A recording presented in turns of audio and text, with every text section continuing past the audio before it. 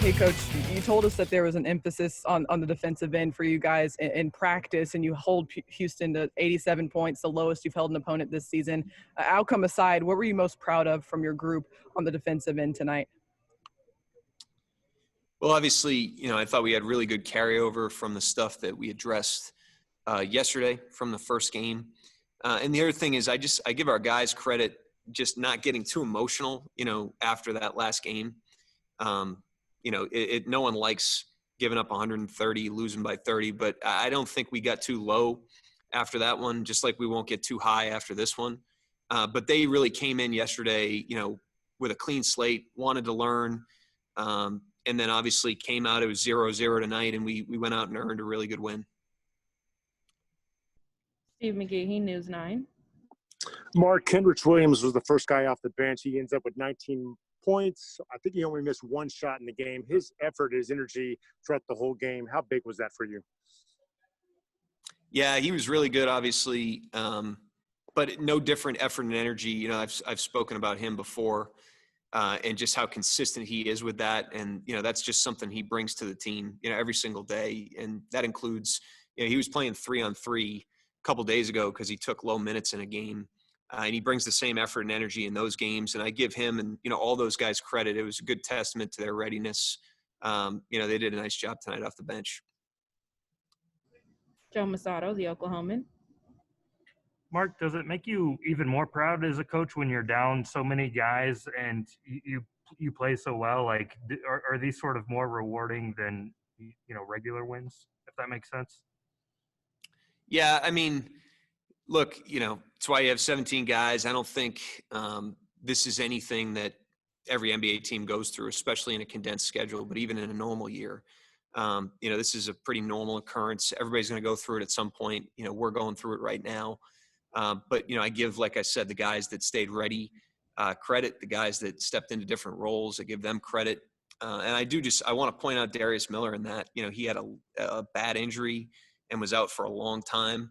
And it was a long, long road back. When you're dealing with a long-term injury, there's a lot of lonely nights. And, he grinded it out since he's been here. He's been the ultimate professional in terms of a return to play and has gotten himself all the way to the point that he can play minutes in a game like this. I just wanted to point that out too. It's a good, it's a good walking example of professionalism for our team.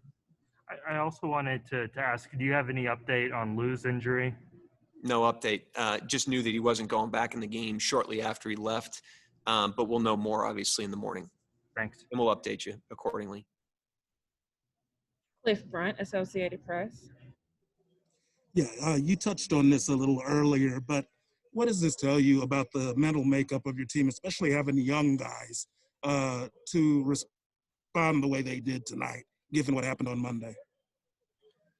Yeah, again, I think it's, it's a reflection of not really emotion, but, non-emotion, the opposite, the ability to, get really lit up the other night, partially because of us and partially because of them. They played really well. You got to give them credit.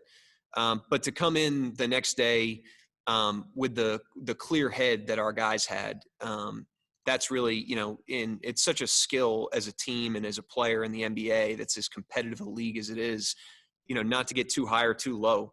And, I thought, tonight's game started with that mentality that everybody brought to the gym. It's certainly a mentality that organizationally we try to have, is just consistent work every day, pour into the process, don't overreact to outcomes, and put our best foot forward. And I thought, our guys did an unbelievable job of that yesterday.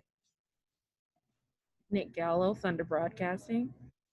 Mark, kind of speaking of that clarity and level-headedness, Teo didn't shoot the ball particularly well tonight, but he seemed like a pest defensively and played with some force on that end.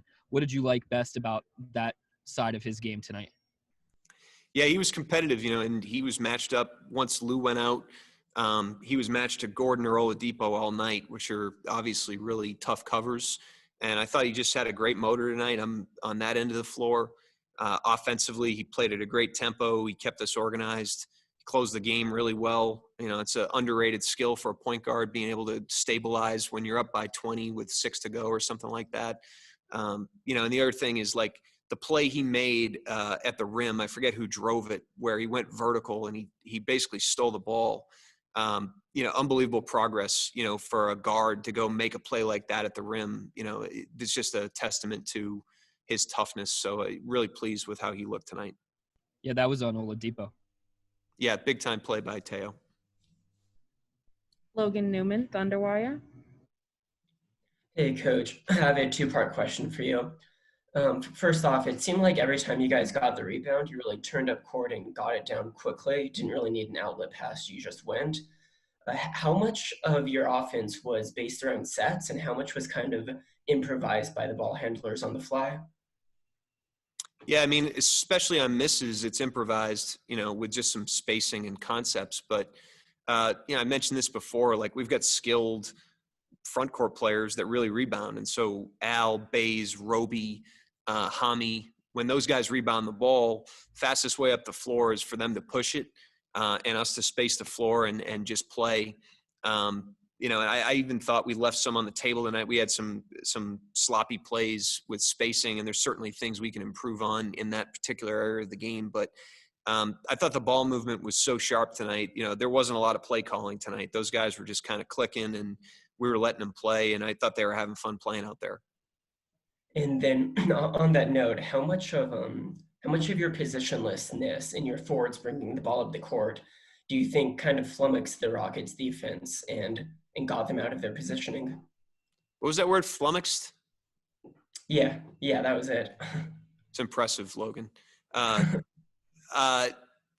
positionlessness comes from the players, you know what I mean? Like Baisley, like I said, Roby, Al, even Teo, his ability to play on and off the ball, Hami, these guys, it's that style is a reflection of our personnel and the versatility of our players and all the different things they can do. And I thought, we got stops and we played with great pace tonight and we had them on their heels on a lot of possessions.